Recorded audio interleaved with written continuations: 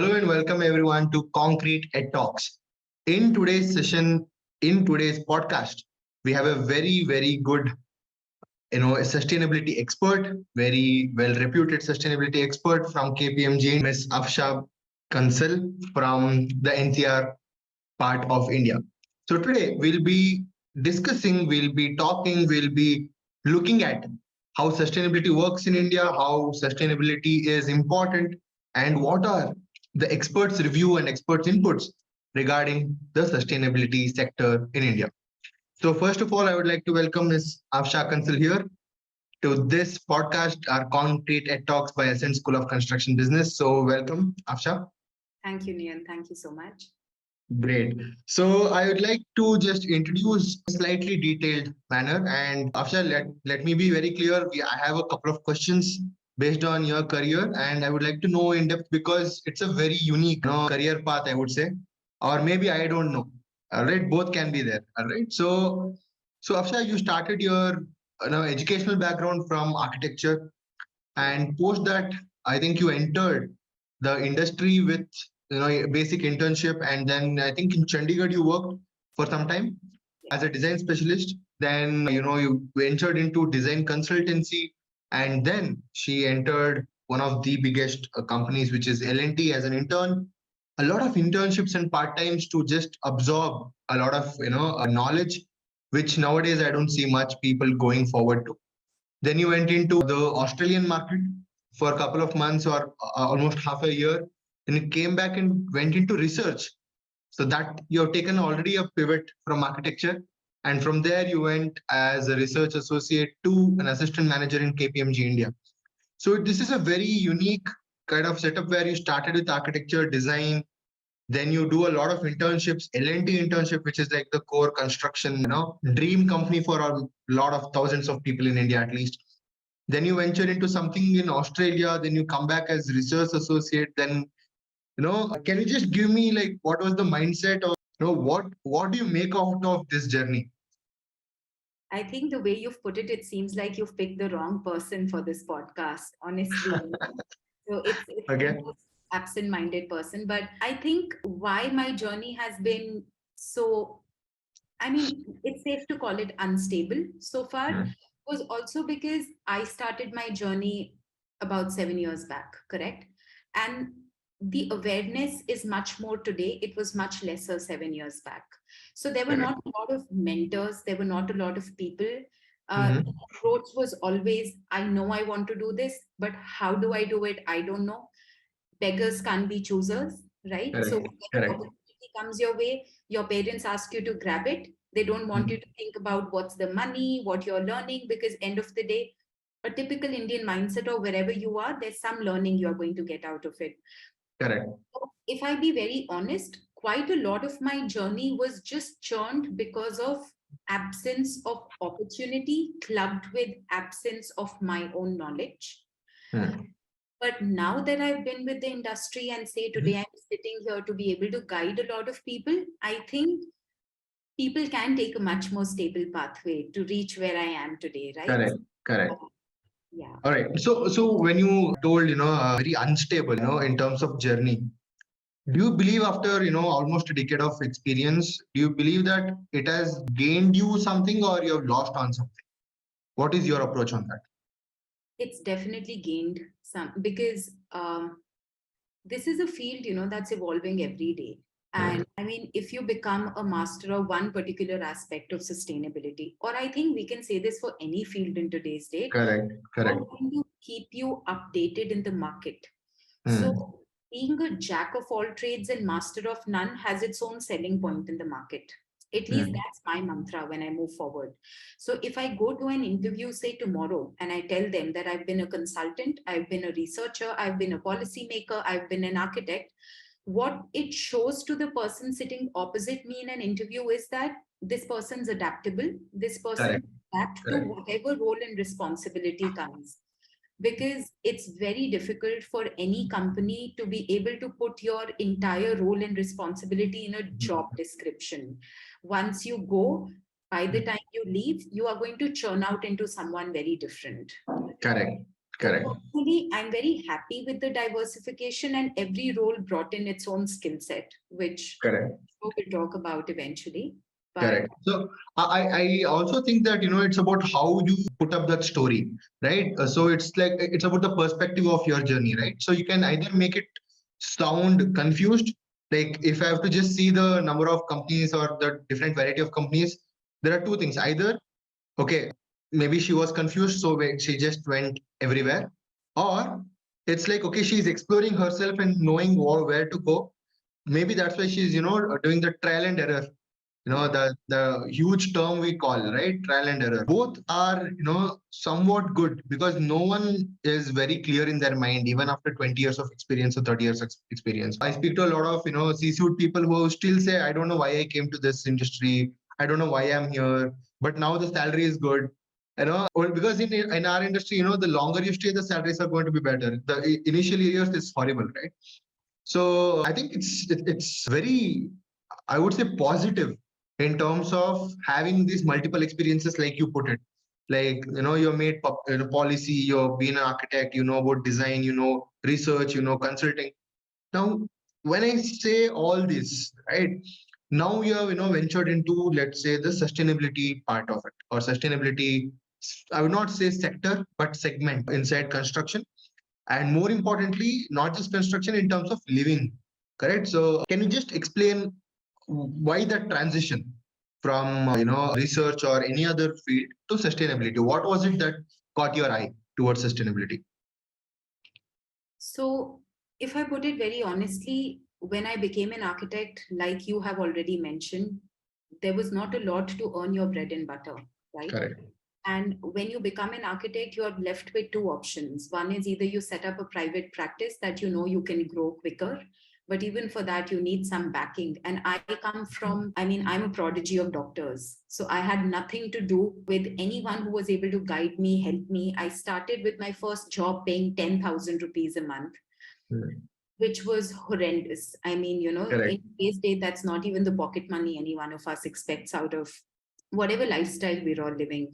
So when I started looking at the struggle that that particular field had for me, I wanted to go into something else that was more promising, that was more long Mm. run. Personality, I like challenges. I don't like Mm. redundancy. When I practiced as an architect for 1 or 2 years, I also discovered, I mean, the shabbiness that's going on in the market. A certain Mm. plan is picked up from here, copy pasted here, two windows are changed, the orientations changed, and the plan's ready, right? And Yeah. the work that we do is actually on the interiors to bring out a space, which is also true. You feel a space through the experience, and that experience is more about how you're, seeing it visually. Correct. Senses are involved in it. So core architecture, in my sense, was losing value. It's safe Mm. to say that. Now, once I knew about that, I always had a technical bent. Even as Mm. a child, I was always into, researching, reading about nanotechnology, taking part in competitions that were about research. So I knew Mm. that's an aspect where I'm good, and also because I was very confident of my communication skills, both written and verbal, and that is Correct. the backbone for you to become a good researcher.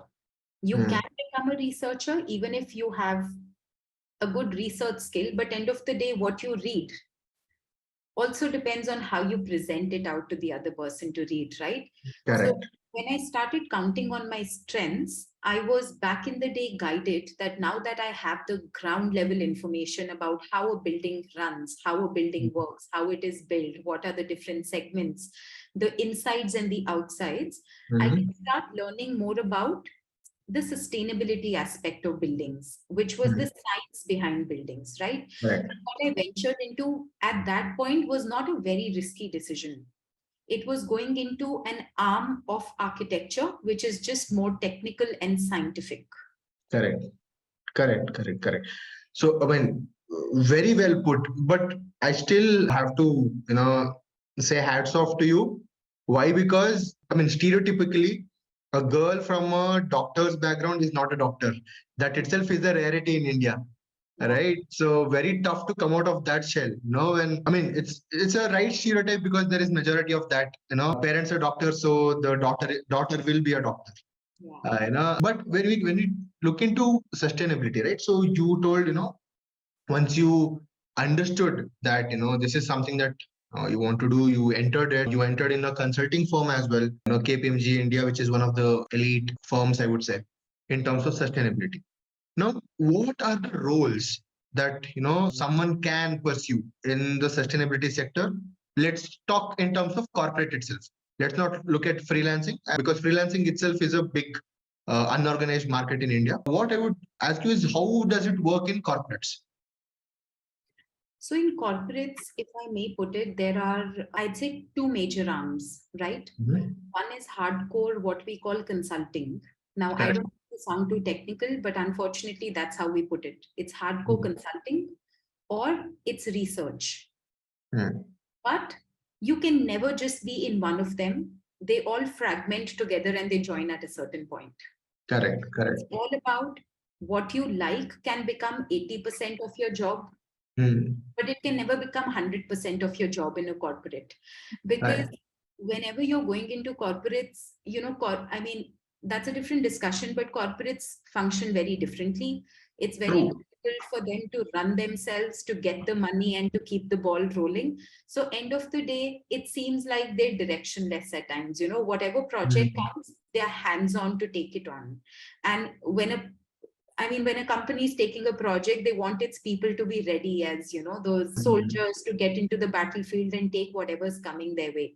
So it's always an amalgamation of hardcore consulting. Consulting means advisory, which means you're Mhm. sitting against a person, you are a confident expert, and you guide that person thinking he's an absolute amateur in the subject. So you Correct. try to convince him on this is what you can do versus this is what you can't do, because that person has a lot of information but has no direction on what has to be done. That's what we call hardcore consulting. But to back up a decision that you are taking for a case that's peculiar, you have to be a researcher somewhere, right? Mhm. So Correct. that's why I say both of them go hand in hand, but based on how you sell yourself in an interview or for a role or a job, they can always define what is your 80% versus what is your 20%. So you're not overshadowed by work that you don't like. Correct. So it's not, I mean, it's specific, but it's not only specific to, let's say, one of those two. Correct. So it's like, okay, even if you're a consultant, there is a bit of research involved. Even if you're a researcher, there is a bit of consulting involved. Yes, correct. Okay. And apart from these two, are there any other mediums of jobs or mediums of roles regarding sustainability in corporate scenarios? There are many other arms, I would say, honestly. Mhm. There are arms like even mass communication in today's date in corporates require this sort of a skill set, right? Because Mhm. whenever a company is doing something, they're producing something, they also have to put it out in the market for the public to know what they are doing. So, Correct. I mean, and if we start talking about those nitty gritties, literally every secondary arm that goes into running a company in today's date needs that sort of knowledge in at least one or two resources in their team. So Correct. we can say that we have an expert in the segment of sustainability on our team. This Mhm. person is eligible to translate the information into however we want to put it out. So, say tomorrow you've done your architecture, you've learned your sustainability, but you always wanted to be a content writer. There are so Mhm. many people who go into architecture journalism. I mean, I remember Correct. my classmates doing that, right? You can do Mhm. it. You get into the communications team of a nice big company and you start, Mhm. proofreading, presenting all the information. You design newsletters, you put it out, you write speeches, you do all the mass communication stuff also. So, Mhm. similarly, yeah, so consulting is one, research is one, communication, I see a lot of people do. And even administrative work, I feel like a lot of people nowadays who are coming out in the administrative front of things that they only like Mhm. to be the organizers, they are Mhm. getting into very good project management roles. And Mhm. these project management roles are like very particular to companies working with sustainability. Correct. Correct. Correct. But yeah, I think then it's safe to say, sustainability is like that overarching arm. It's like AI. Mhm. Mhm. AI can apply itself anywhere. Correct. Correct. Is it like a, yeah? So is it like a architecture background majority, or is it like civil engineers, architects, mechanical mixed up? It's the most confused branch, which has people from anywhere and everywhere. Like if Okay. I take you back a couple of years, more than that, when I was doing my master's also, in a class where I was sitting, I had lawyers. I had people from the finance sector. I had people from engineering, robotics. Now, I often used to ask myself, why is a lawyer sitting with me? Right? Hmm. I did end up going to one of them and asking, what the hell are you doing in my class? And that lawyer ends up telling me that I get cases which are very particular to ESG and sustainability fights. So I need Okay. to understand how to fight that for my client because that is my speciality. I mean, Correct. okay, I'm also talking about a country where it was a mandate. So every Hmm. building or every developer or every company has to fight about it one day or the other, right? Correct. Correct. It's a very overarching arm where anyone can find fitment. And I think we shouldn't just seclude it to architects or civil engineers, for sure. I mean, that's actually surprising to know. I mean, we all know that, sustainability is a huge part in, especially like you said, legal or finance or anything. But we don't assume, those background students to be coming here and learning it from a college. Because we, believe that, MBA, they'll do MBA finance, they'll come to the company and in the company they will learn. But that is very surprising to know. One more thing I would like to, just understand here is this route something which is specific for let's talk architects and civil engineers? So is this something which comes hand in hand with their education, or is it something that they need to do if they are not interested in their core subjects? That means, let's say if an architect doesn't want to be an architect, doesn't want to get into designs, this is an alternative. Similarly, if this is, let's say, civil engineer, right? So they don't want to get into core construction, and then sustainability is an alternative. Is it like an alternative, or is it something that can be merged within the core civil and architecture? It can easily be merged within the core thing because the Mm-hmm. easier way to understand this is if, for example, people like me who've completely transitioned into this field, who're into research, Mm-hmm. we make a policy or we make a mandate or we take out a solution, say for example passive design measures. Okay, we've all Okay. heard about it. Now passive design measures can help your building perform better and save energy. Correct. I've made the norm. Mm. I'm going to apply the norm. Mm. If you're the architect, you are going to be the one who's going to be the sandwich between the building and what the researcher is commanding, right? Correct. Without you being knowledgeable on what I am talking, I being the researcher, you being the implementer, we are not going to start seeing whatever we speak in the field in action tomorrow. So Mm. you can always choose. There are three pathways. You become a core architect, you become the middleman, that is the slice between the sandwich, the cheese, that you're half Correct. here, half there, or you can be completely into sustainability. And all three pathways are equally progressive. It's all about which one of them keeps your interest alive. Great. Now, can you just explain in very simple words, because our listeners are mostly, fresh graduates from architecture and civil. So, what does the day-to-day activity of or a day-to-day routine for a sustainability consultant look like? So, what are the works that they do? So I think whenever you sit down on your desk, very simple, you're welcomed with a problem statement. Hmm. There's a problem statement at hand. For Correct. example, just anything, we need to check what size glazing is better, or we need to check Hmm. whether an east facing building performs better or a west facing building performs better. So you always start your day with a problem statement. This is the problem in hand today, and I need to solve this problem. Correct. There are multiple approaches you take to solve that problem. In your Mhm. day, you interact with multiple different experts to try to brainstorm and see what others have to offer. You sit down on a laptop and you try to do secondary research to learn out of existing research and scriptures. At the same time, you try to use your sixth sense and innovate to come up with a solution that's absolutely new that maybe no one knew about. Hmm. Once you innovate, you have to go and convince another person that, see, I have a solution, does it make sense? So you Hmm. do effective communication also when you go and present your idea. Now, how effective that communication is will directly start commanding the response you get. Are you on the right track? Correct. Are you not on the right track? Now, if True. it's a no, you go back to the same cycle, right? You start ideating again. If Hmm. it's a yes, then you start using your next skill, which is written communication or visual communication. You start making a presentation or you start writing a two-pager document that can go out to the person who came with the problem statement. That this Correct. is my problem, help me solve it. So typically, this is how a day starts and finishes. And I mean, I just hope I've been able to answer what you're Yeah, asking. yeah, yeah, yeah, yeah. So, from what I can understand, ability, I would say, is one. Solving or innovative thinking is one.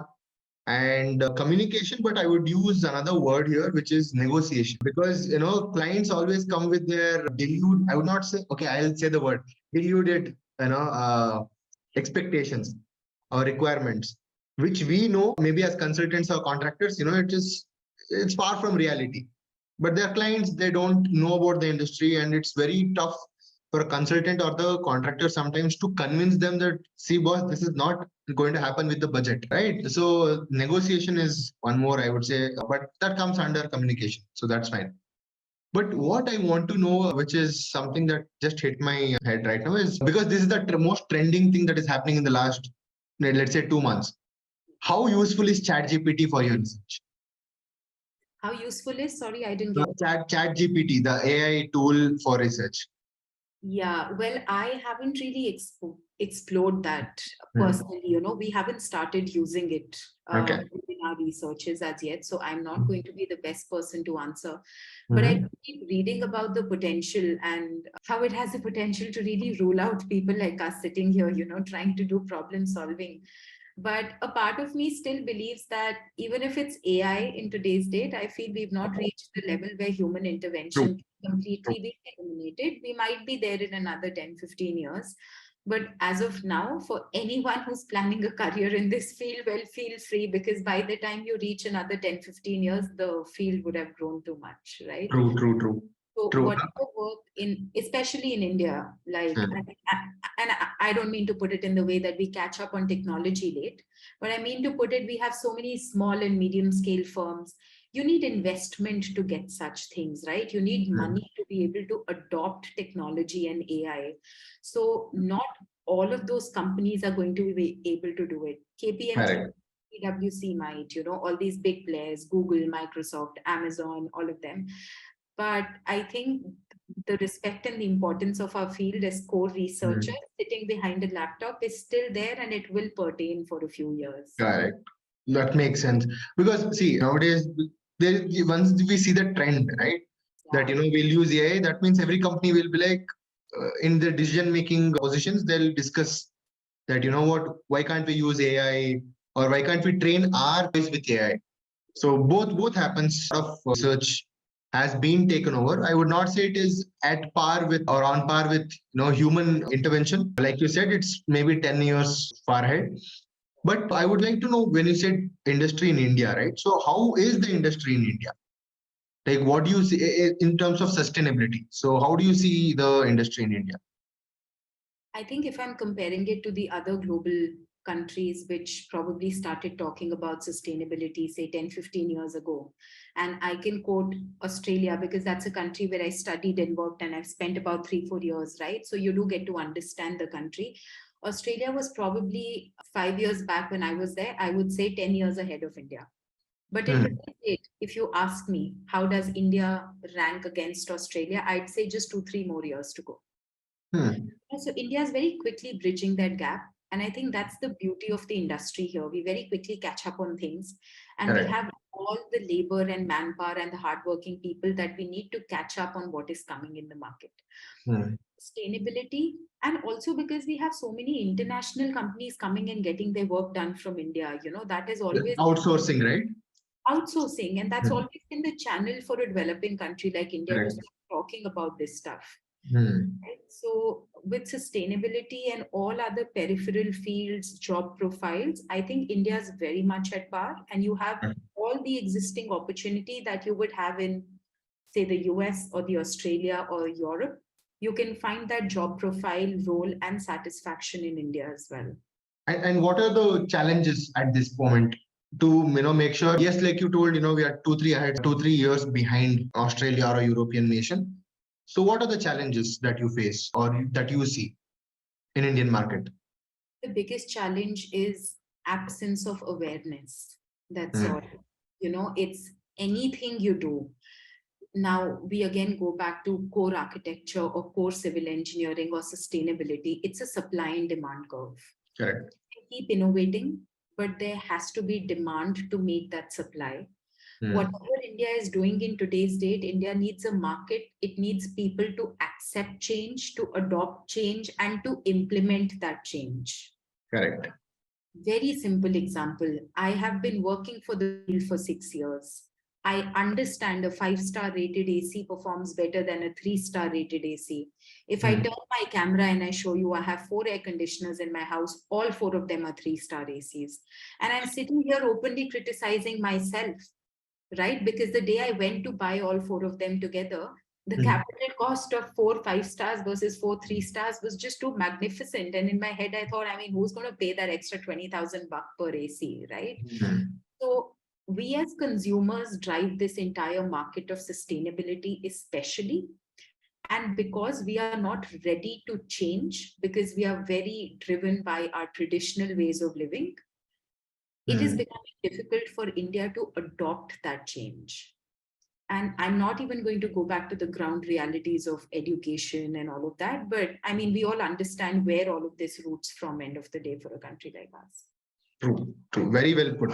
So that's something that even I was looking at, because see, okay, one is like you said, the consumer, which is, individual buys.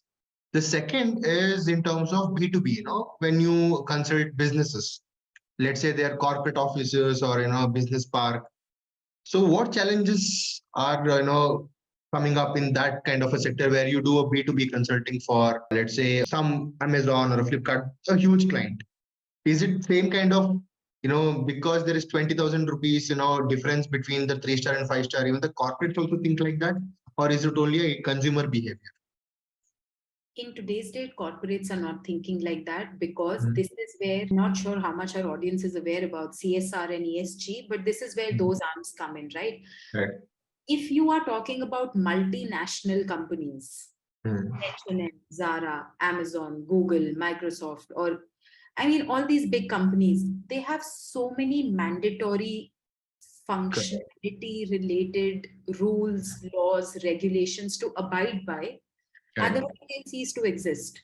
Hmm. So for them, they are able to do it. They have to do it because it's mandatory, right? Right. When we talk about the public, it's voluntary. So if you're Correct. given an option, I mean, there's a thin line between that, right?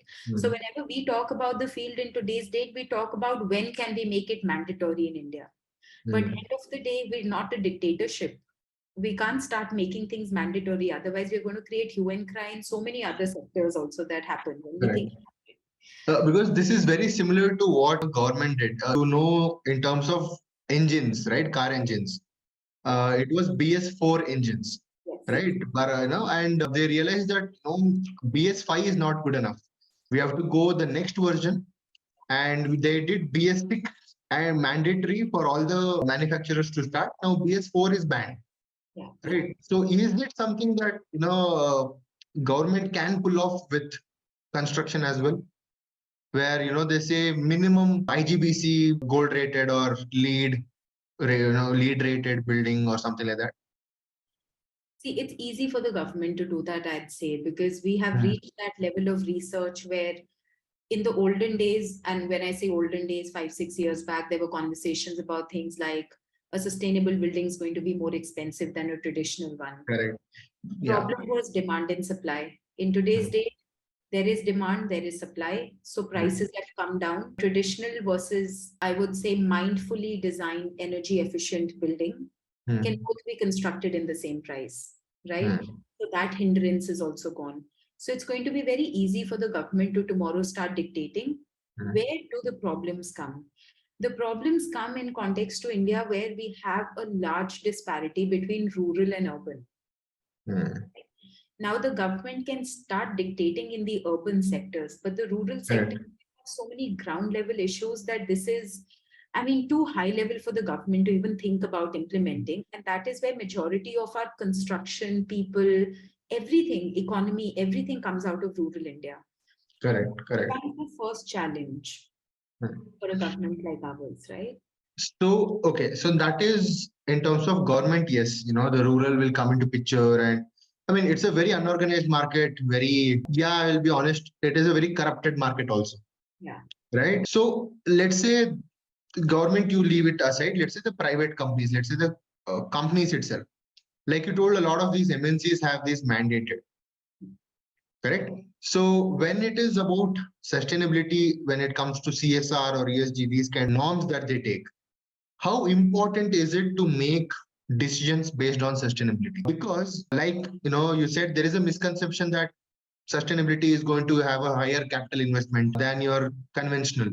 So as someone who is working as a consultant, you would know the psyche of the client, what the client is looking at. Even if it's mandated, how much are they actually looking in terms of increasing the strictness of the sustainability in their company, or is it stagnant for last 5 years or 6 years? No, no, the market's definitely growing. The number of clients, the types of clients that we are getting have become very multi-portfolio. We've Hmm. started seeing a lot of more small scale and middle scale companies also coming in to do it, because at least the well aware and the educated are realizing the benefits around sustainability, right?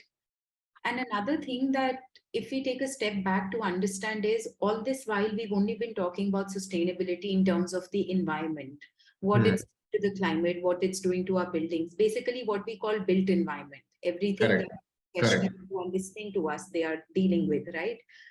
But that is exactly why ESG came into the being, Hmm. that it is not just the environment, it's also the social part, it's also the governance part. It takes all Hmm. those arms put together to really drive the broader spectrum of what we are talking about here, Correct. Correct. right? Correct. So, and up until a few years back, at least the least that whoever of us was interested in CSR or has read about it, the easiest way to do CSR was you adopt two NGOs, you Hmm. adopt two schools, you adopt 20 odd students, you pay for their education, their books, their Correct. clothes, their lifestyle, and you can Hmm. prove that, okay, this was my part of CSR. Correct. Right? But now with ESG coming in totality, that sort of advancement in the environmental field is also coming very broadly. Hmm. And many players, even small companies, I mean, going back to where I told I'm a prodigy of doctors, my parents themselves try to implement ESG practices in the way they are functioning, Hmm. paper, they produce so much paper on a daily basis. Correct. They've started churning that paper out and they've started giving it to a company that's recycling paper. Hmm. Everyone, every business is doing whatever they can, at least reduce, reuse and recycle they are doing. And Yes. that's the basic True. definition of sustainability for a common man in India. And Correct. I feel it's good. Let them do at least that much. It's better than doing nothing. True, true, true. I mean, there is a lot of, when I say as well, right? At least in Bangalore, which I've been here, they have banned plastic bags, and, I think many metro cities are taking that initiative as well. So, yes, I would agree to that point. One more understanding I would like to ask, is like once you started your career, you switched careers, you've gone up in the ladder. From the initial days, maybe the technical skills are something that needs to be very strong to prove your mettle. But now that you're, closing out on almost a decade of experience, how important do you see the management skills, managing client, managing your subordinates, managing work?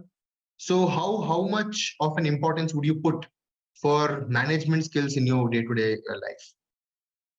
A 10 on 10. Hmm. Again, it is like any other industry. The preconceived notion that says anyone can do good work, but Hmm. good management skills and good soft skills are what takes you to the top of the ladder. That Correct. holds very true in our field also. Hmm. I mean, in the kind of practice that I'm doing, say, for example, my experience is about half a decade, if we don't count my educational journey with the subject matter, Correct. professional experience. I'm sitting with people who have more than 1.5 decades work experience, but they're sitting at the same position on the same seat as where I'm sitting today, right?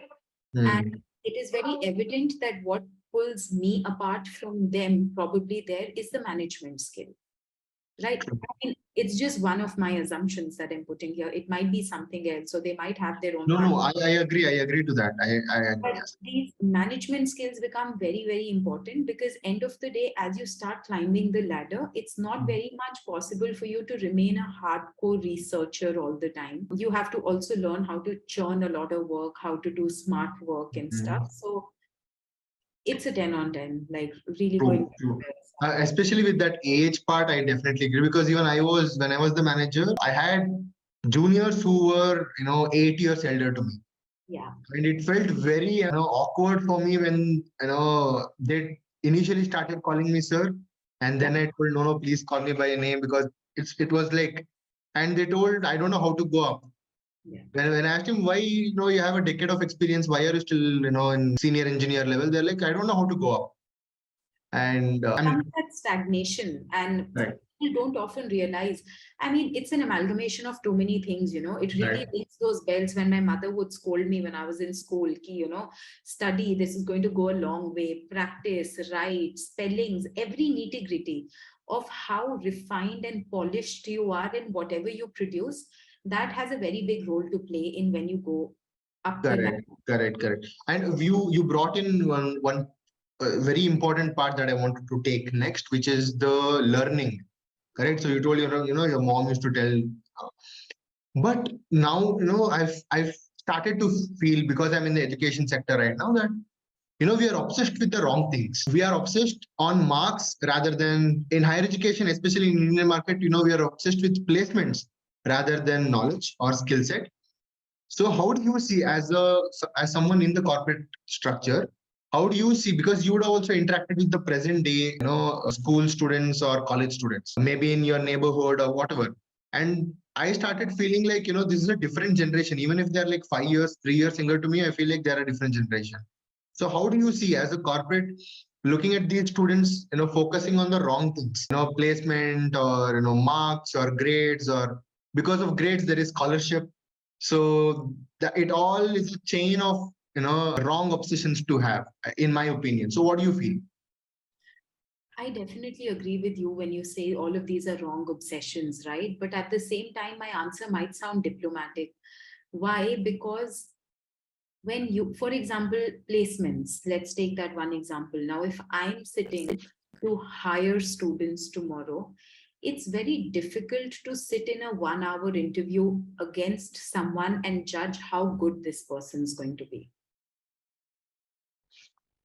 right? Yeah. Huh. Can you hear me now? Yeah, I can hear you. Okay. So marks, etc., unfortunately, in our entire industry, they do come in handy somewhere. It's all about when you're against a candidate where everything is the same, like your education, your Mm. background, your knowledge, your communication, somewhere or the other at times it does have an interplay. So I Correct. would definitely not tell my audience to stop concentrating on that Oh, no, aspect. no, no, no, no. Yeah, true, true. Is that that is not what drives or speaks for you as who you are and what you are. Mm. My example, I topped my architecture school every semester. Mm. I did not end up becoming an architect, right? All the people who were probably in the middle bunch, who were Mm. still I mean, I'm not saying I didn't enjoy life, but who were still, for whom Marx wasn't the end of it, are amazing architects in today's date. And when I look at the kind of work that they are doing, because it's passion that's driving the sort of interest they have, and passion is what makes you a good professional end of the day. It's Correct, not marks. correct. So when you think of what field you want to choose, or when you're making a decision or whether to switch out of architecture, Mm. don't think about the short term gains. Think about having the potential to love your field for the next 45 years until the day you retire, if you are never given the option to switch again. Correct. Love to be an architect for 45 years? Would I be passionate for the next 45 years as a civil engineer? Would I be passionate as a researcher? At times, the answer might be no. You might not want to choose sustainability because research is not a very fruitful product end of the day. If you Correct. you design a building, you see a happy family going into a building, you see that building standing there for 10 years, that might give the rush to a certain personality. While a person like me who might be sitting to crack a problem for 2 years, it's very much like a scientist, right? You might not get Correct. a solution. Every day can be unproductive, yet you have to keep yourself going the very next day. So, end of the day, it's also about where your personality and persona fits in the larger spectrum of things. But yeah, I think marks, as much as they are important somewhere to weigh in, they are not the ultimate goal setter. Correct. Because see, when I talk about obsession with marks, right, I come with a mindset where it's like you score or there is no career for you. Yeah. Yeah, it is mostly with parental pressure or societal pressure. For a student, it might be passion, right? So you told you top all the semesters, right? So it might be because you wanted to score. Yeah. It is not I had all the parental pressure. I mean, huh. I was very much like any other student who might be listening to me right now, True. spend as much money as you want, do whatever, come back late nights, party, whatever is a part of a college life and a day-to-day thing. The only ultimatum was you need to score, because at least then your parents know that you're doing justice to what they put you in that university. True. So that is one of the things that I observe. So in the last 3-4 years that I've been in education sector, I've seen at least 700-800 resumes of professionals, graduates. So one thing that when we look at admissions for our post graduation or any course, the first thing they ask is, sir, is placement guaranteed? Yeah. That is where I start to feel like we were not like this when I joined my college, or I'm guessing when you joined your college, we actually didn't care. Like it was not like we went for placements. It was more like, okay, this is a good college, there is a good campus, the vibe is good, the I know most importantly the friends are We good. didn't have placements in these fields back in the day. Civil had no I never placements. had placements. You come out as a warrior, you churn your own Correct. pathway. The college True. has done what True. they have to do. So, True. So now it's like, they've seen their classmates getting into data analytics at, 8 lakh as a fresher, and that peer pressure hits them. The guy who is playing with me, who is chilling with me for last 4 years, suddenly I have no job and he has 8 lakh per annum. yeah, And, that's when they start thinking, should I stay in construction? Should I stay in civil or architecture, or should I just jump? yeah, That is where, when they come for any professional certification or higher education, they come not because of environment, not because of friends, not because of the network, but they come with, I want a job, can you provide me or not? yeah. I so that kind of a setup is something that I'm seeing in the recent days, not maybe in our generation, but the 21, 22-year olds right now. So one more thing I would like to know before we close is, if like you are an industrial expert, so what changes would you bring to just tweak in your architecture course or a civil engineer course, so that they are way more employable? Because when I speak to architects, like your parents are doctors, my father is an architect, my elder brother is an architect, they both have two different firms in two different cities. So I've grown up with architects in my house, right? So when they say a lot of complaints with the new age architects, right, coming from college, similarly, do you have any tweaks that can be done so that they are way more employable? I think one of the biggest issue, because I myself, other than being a full-time employee with KPMG, I volunteer and I work a lot with students, mentoring, etc. Right? I think we've all started believing in education very superficially. When a Hmm. student in these fields makes a portfolio, and if you compare two portfolios, the one that looks prettier and colorful is considered the one that's put in more hard work than Correct. maybe the one who was printing the sheets till the last very second. But if you look at the section that that person has made, oh my God, if you see the amount of detail, Hmm. because that person had the ability to go into the technical detail of things, he did not have time left to beautify a sheet. Correct. A beautiful sheet is very superficial. Hmm. but the beautiful sheet is going to get marks because the teacher is going to look at that as complete work done by a person who could manage his or her time very well. Hmm. When we start talking about the education system, I feel the root cause of the problem is everyone is a equal shareholder in why the system is wrong. Firstly, True. I see all colleges trying to bring in industry also in today's date to, I mean, either it is in the form of an industry experience or internships or guest lecturers or experts or, people coming in to take elective courses. Whatever college has, whatever capacity, people are doing that. Hmm. But I mean, again, the drawback is how superficially students are working with the field because they're all Hmm. running after marks. They're all running after putting the best thing, but not the most practical thing forward. They want to do Correct. something that Correct. looks good, it makes the teacher smile, and it gives them marks. And any amount of effort that you put to bring the industry in, or you make these students go and sit in a live Hmm. studio at an industry, till they don't start understanding that the depth of working is much more. There always has to be research. Even an architect needs to be a researcher somewhere. You need to understand the core and shell and how the technology is changing. Now, for example, my one is coming, right? Or different technologies are coming. You need to be updated with the market. You need to be really reading. You need to read. Students have stopped reading in today's date. It's all True. about phone True. and social media.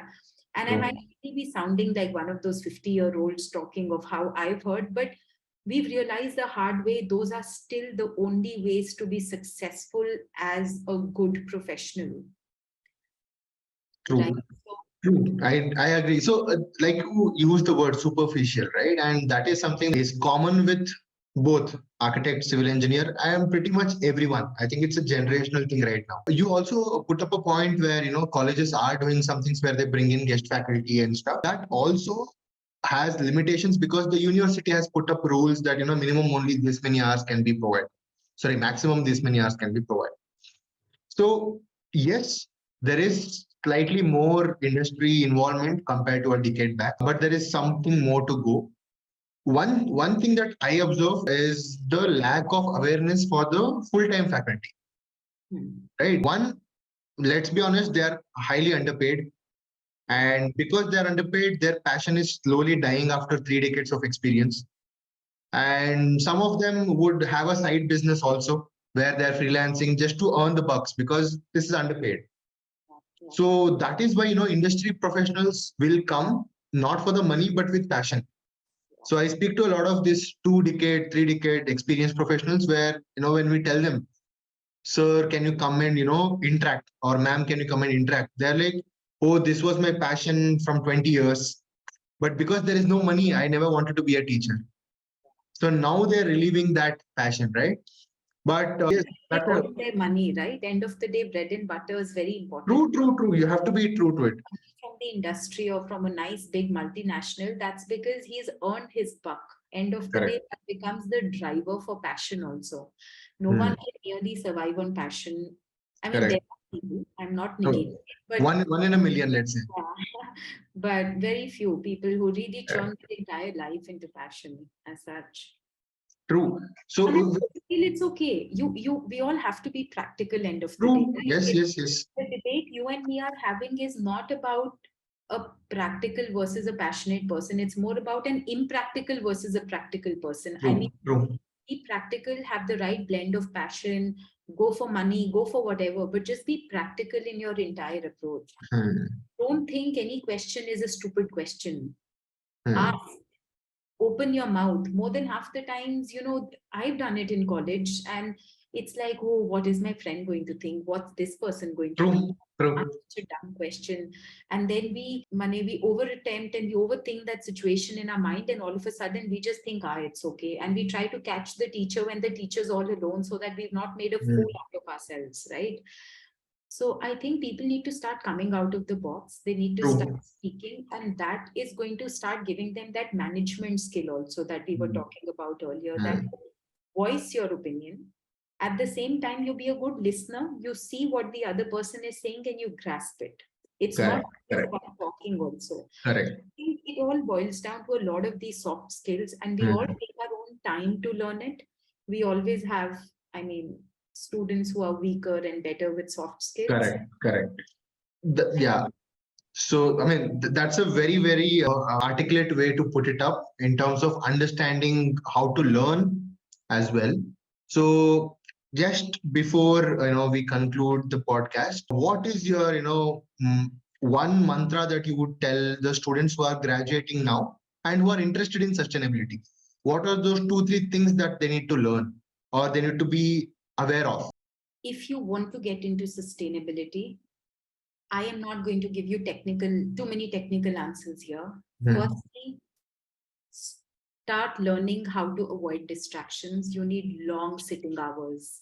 This is a Hmm. field that is not going to work with having the Hmm. phone on the ear and an Instagram here and a Facebook here. You need Hmm. to start developing patience. Hmm. Subject demands a lot of patience. That is the first key for you to succeed. I'm forced to bring in a technical aspect. If you are technically inclined, start Hmm. learning about data analysis. That is Hmm. going to be the demand tomorrow. I True. have already started seeing job descriptions change from being a good researcher with communication skills to having an amalgamation of analytical skills to Analytics skills. analyze numerical, qualitative, quantitative data. Hmm. If you have the time and passion, it's never going to come back. Please learn. I am still struggling. I still don't have the time now because I'm a professional. Hmm. You ought to start learning if you want to be updated in the market and be talking like me in another 6 years, like to say that, yes, I'm doing good in my field and I'm confident about it. That's the second thing. And third, quoting back to what I said earlier, don't just choose the field because there's money or because there's a lot of people talking about it. Think of it as something you have to do for the next 45 years. Hmm. You have to be really passionate about what you're doing. I can assure you, every day is an amazing challenge, every day is a new problem. And if you ever sit and talk to me, I can talk for hours and hours and hours and tell you so many interesting problems that we solve on a daily basis that makes us feel happy. But you have Hmm. to be really passionate about the subject to do justice to it. True. True. So I think these are going to be my top two, three. Great. That's a great way to end the podcast or the episode here. So it's been great talking to you because one, of course, the age group matches somehow, and two, we both have understood in a different perspective. Right? I am coming from an education side of it. You are coming from the industry side of it.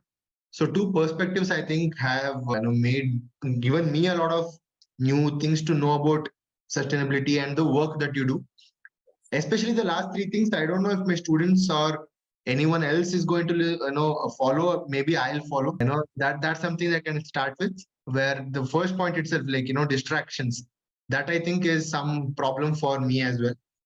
But great talking to you, Afsha, and thank you very much to who is listening to the podcast. We'll be going ahead with a lot more in the coming days, in the coming weeks. But first of all, yes, thank you, Afsha, for being a part of Concrete Talks, and looking forward to seeing your journey grow as well. Thank you so much. It was a pleasure speaking to you as well. All right. So thank you everyone for listening, and we'll be coming up with multiple other podcast episodes in the future. So thank you everyone.